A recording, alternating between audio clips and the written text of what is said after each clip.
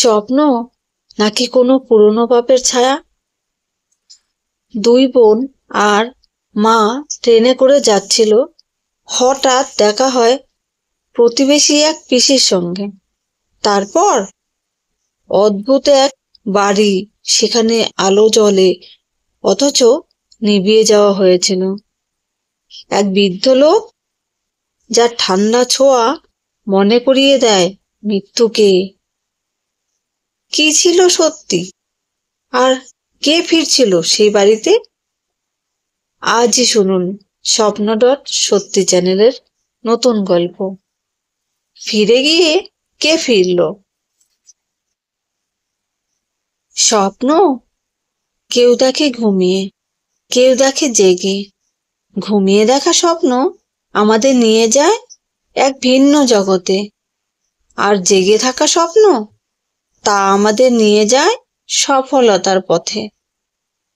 এই স্বপ্নের পথে আপনি একা নন, আপনার সঙ্গে আছি আমি অসীমা। আপনি শুনছেন স্বপ্ন.সত্যি। এখানে স্বপ্ন সত্যি হয়, আর আমি শুধু গল্প শোনাই। স্বপ্ন.সত্যি চ্যানেলে আপনাকে স্বাগতম। ৬ নম্বর এপিসোডে আজকের গল্প, ফিরে গিয়ে কে ফিরল। ট্রেনের জানালার পাশেই বসেছিলাম আমি আর আমার ছোট বোন মিতা। মা ঠিক আমাদের সামনে ব্যাগ গোছাতে ব্যস্ত। আমরা যাচ্ছি মামার বাড়ি, দীর্ঘদিন পরে। বেশ উচ্ছ্বাসের মধ্যেই ছিলাম, কিন্তু হঠাৎ এক পরিচিত মুখ ট্রেনে উঠে আমাদের কামরায় এসে বসলো। আরে, তুমি তো আমাদের পিসি না? আমি চমকে উঠি। তিনি এক হাসি দিয়ে মিতার পাশে এসে বসে পড়েন। কিন্তু ঠিক তখনই যেন একটা কাঁপুনি দিয়ে যায় শরীরে। এক অদ্ভুত ঠান্ডা বাতাস, এক অনুভূতি যেন কিছু একটা নেই, কিছু একটা মিসিং। আমার বুক ধক করে ওঠে। আমি মাকে বলি, মা, একটা জিনিস বাড়িতে ফেলে এসেছি মনে হচ্ছে, আমি গিয়ে নিয়ে আসি।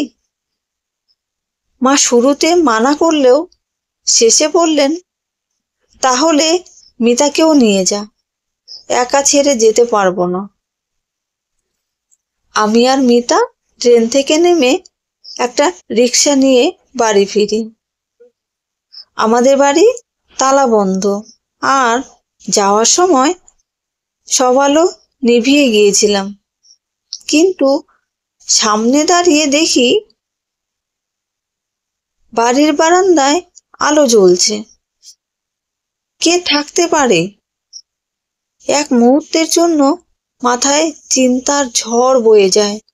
চোর, নাকি মা ফিরে এসেছেন?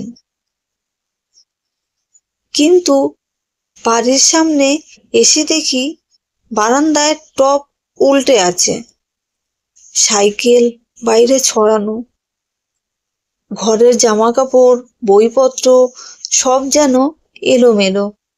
কে যেন খুঁজছিল কিছু। দুদিনের জন্য যাচ্ছিলাম, এই রকম এলোমেলো রেখে যাওয়াটা কি ঠিক? আমার মনে হলো, না, কিছু একটা ঠিক নয়। আমি জিনিস গুছিয়ে রাখতে ঘরের দরজায় যাই।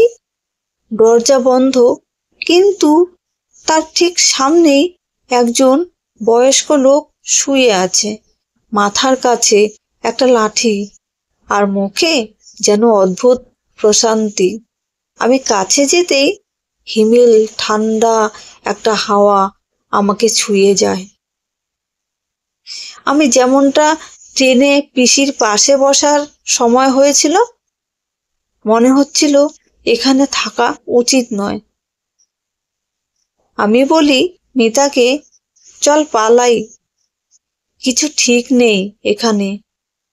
কিন্তু ঠিক তখনই টপটা লেগে উল্টে পড়ে যায়। শব্দের সঙ্গে সঙ্গে বয়স্ক লোকটা জেগে ওঠে, আমার হাতটা চেপে ধরে। ঠান্ডা বরফের মতো শক্ত সেই হাত, যেন মৃতের হাত। আমার সারা শরীর অবশ হয়ে যেতে থাকে। আমি মিতাকে চিৎকার করে বলি, পালা পালা, এই বাড়ি থেকে পালা। মিতা ভয় পেয়ে পালাতে চাইছে, কিন্তু আমি ধরা পড়া অবস্থায়। আমার মুখে তখন কেবল ঠাকুরের নাম, জয় যিশু, জয় কৃষ্ণ ঠাকুর। তারপর অন্ধকার। ঘুম ভাঙে, কিন্তু কোথায়? চোখ মেলে দেখি আমি বিছানায়, কিন্তু মিতা নেই, মা নেই, পিসিও নেই। ঘরের জানালায় লালচে আলো, যেন সূর্য ডুবে যাচ্ছে, কিন্তু কেমন যেন স্তব্ধ, ভীষণ নিস্তব্ধ। আমি বিছানা থেকে উঠে জানালায় যাই। বাড়ির সামনে সেই বয়স্ক লোকটা দাঁড়িয়ে আছে, কিন্তু তার শরীরের অর্ধেকটা যেন বাতাসে মিলিয়ে আছে। আমি আবার চোখ বন্ধ করি, ঘেমে উঠি, কিন্তু এবার আমি স্বপ্নে নেই, এটা বাস্তব। কে ছিলেন সেই পিসি? পরদিন আমি খোঁজ নিতে থাকি। যার সঙ্গে ট্রেনে দেখা হয়েছিল সেই পিসি। তার মৃত্যু হয়েছিল বছরখানেক আগে, ঠিক ট্রেন দুর্ঘটনায়। আর যেই বাড়িতে গিয়েছিলাম সেটা মাসখানেক আগে একজন ভাড়াটিয়া বৃদ্ধ লোকের মৃত্যু হয়েছিল। হার্ট অ্যাটাক হয়েছিল দরজার সামনে।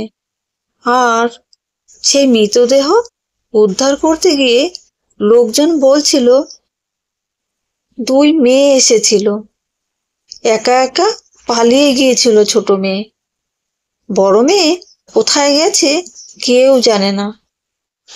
তো এই ছিল আজকের গল্প। ফিরে গিয়ে কে ফিরল?